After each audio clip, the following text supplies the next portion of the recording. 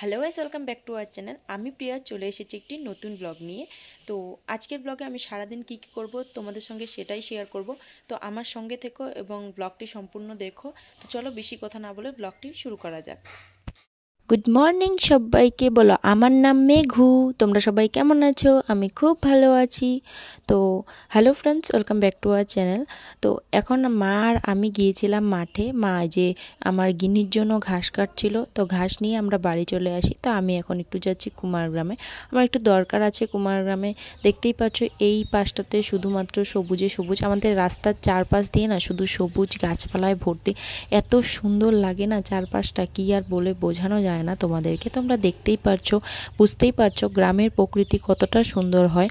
তো দেখো কতটা সুন্দর, চারপাশে শুধু মাঠ আর মাঠ। তারপর আমি কুমারগ্রাম পৌঁছে আমার কাজটা কমপ্লিট করে আমি বাড়িতে চলে আসি। তো বাড়িতে এসে আমি একটু যাচ্ছিলাম মাদের ওইখানে, মা ওরা কোথায় গেছে সেটাই দেখতে। তো গিয়ে দেখলাম যে মা বাবা সবাই মাঠে আছে। আমাদের ক্ষেতে আজকে জল দেওয়া হচ্ছে। এই ক্ষেতটায় কপি করা হবে, তো কপির চারা করা হয়েছে, সেগুলোকেই লাগানো হবে। এখন বাজে বিকেল 3টা, আমি এখন মাঠে যাব। তো চলো তোমরাও চলো আমার সঙ্গে মাঠে। আমি কি করব মাঠে সেটাই তোমাদেরকে দেখাবো। তো চলো মাঠে যাব।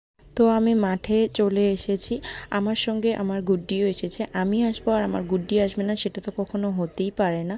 তো এটা হচ্ছে আমাদের রসুন ক্ষেত। রসুন ক্ষেতে অনেক গাছ হয়ে গেছে, তো সেটাই মা পরিষ্কার করবে বলছিল। তো আমি তার জন্য মার জন্য একটু এখানেই দাঁড়িয়েছিলাম। তো মা এখন এগুলো পরিষ্কার করবে।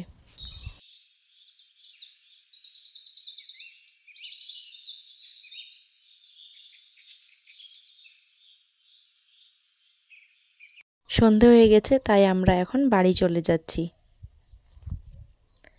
এটা হচ্ছে পরের দিনের সকালের ক্লিপ। তো পরদিন সকালে ঘুম থেকে উঠে আমি চলে যাই মাঠে জামা কাপড়গুলো নাড়তে, কারণ বাড়িতে একদম রোদ আসে না আমাদের। তারপর মা ফেনা ভাত করেছিল, সেটাই খেয়ে নিয়েছিলাম আর এখানে একটু বসেছিলাম দেখতে। এখন আবার এসেছি মাঠে ছাগল নিয়ে, মা আমি ভাই আমরা 3জনে। দেখতেই পাচ্ছ ওই যে মেঘু আছে, 2 মেঘু, তারপর আরও কয়েকটা ছাগল আছে আমাদের, ওগুলো সবগুলোকে নিয়ে চলে এসেছি মাঠে চড়ানোর জন্য। আর এগুলো হচ্ছে রাই শাকের বিচন। তো রাই শাক দেখতেই পাচ্ছ, রাই শাকের বিচনগুলো তুলে নিতে হবে। তো এখন আমরা হচ্ছে টমেটো তুলবো, টমেটোগুলো তুলে নেব, পাকা আর কাঁচা টমেটোগুলোও তুলে নেওয়া হবে, কারণ ওষুধ দিয়ে রাখা হবে। তারপর ওগুলোকে বাজারে নিয়ে যাওয়া হবে বাজারের দিন। তো চলো টমেটোগুলো তুলে নিচ্ছি।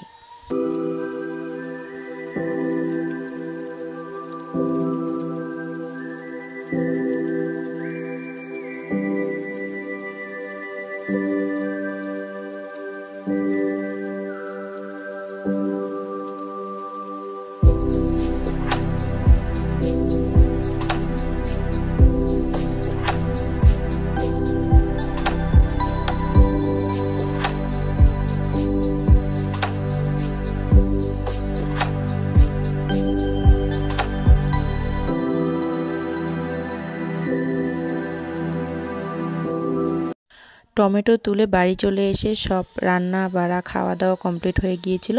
তো রাত্রেবেলা একটা বিয়েবাড়ির নেমন্তন্ন ছিল, সেখানেই যাওয়ার জন্য রেডি হয়ে গেছি। আমাদের এখানে তো খুব ঠান্ডা, এই ঠান্ডার মধ্যে জ্যাকেট ছাড়া বেরোনো অসম্ভব। তো মা এখানে বউকে দিয়ে দিয়েছিল একটা আশীর্বাদী শাড়ি, আর তারপর খাওয়াটা কমপ্লিট করে আমরা বাড়ি চলে আসি।